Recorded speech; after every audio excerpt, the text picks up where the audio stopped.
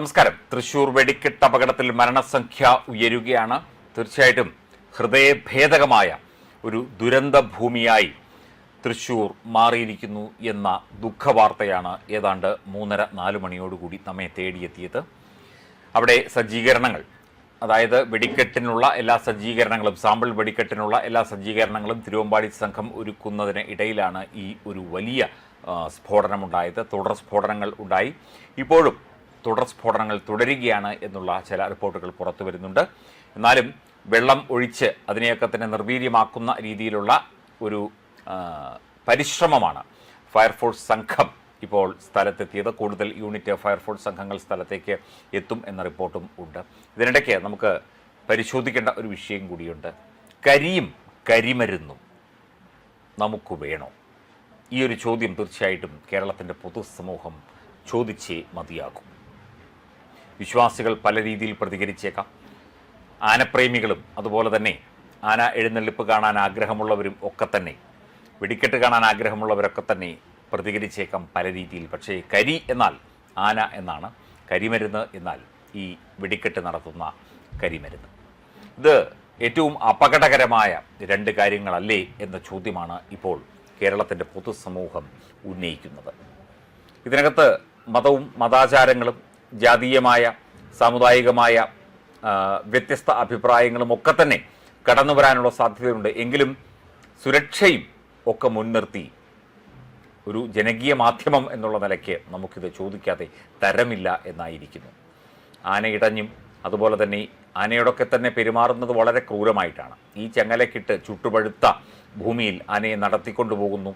എഴുന്നള്ളിപ്പിന് മണിക്കൂറുകൾ ഈ ചെണ്ടമേളത്തിന് ഇടയിൽ നിർത്തുന്നു. ഇതൊക്കെ തന്നെ വിമർശന വിധേയമായതാണ്, പരിശോധനകൾക്ക് വിധേയമായതാണ്.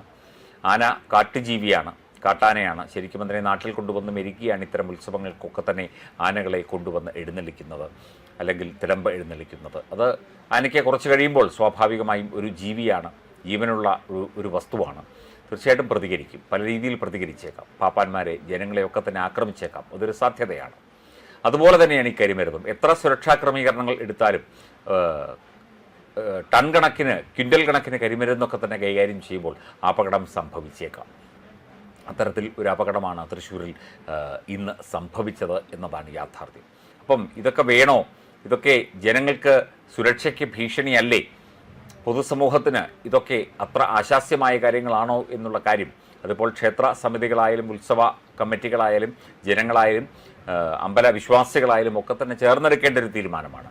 ഈ വിഷയത്തിൽ കോടതിയോ അല്ലെങ്കിൽ പോലീസോ അല്ലെങ്കിൽ മറ്റധികാരികളോ പറയുന്നതിനപ്പുറം ഇത് നമ്മൾ സ്വയം എടുക്കേണ്ട ചില തീരുമാനങ്ങളിലേക്ക് കൂടി നമ്മളെ കൊണ്ടുചെന്ന് എത്തിക്കുകയാണ് ഇത്തരം സംഭവ വികാസങ്ങൾ, ഈ അപകടങ്ങളൊക്കെ തന്നെ. ഇതിനു മുൻപും ധാരാളം ദുരന്തങ്ങൾ ഉണ്ടായിട്ടുണ്ട്. പാലക്കാട്, അതുപോലെ തന്നെ കൊല്ലത്ത് പോരുവഴി അപകടം, അങ്ങനെ എത്രയോ വെടിക്കെട്ട് അപകടങ്ങൾ ഉണ്ടായിട്ടുണ്ട് എത്രയോ സ്ഥലത്ത്.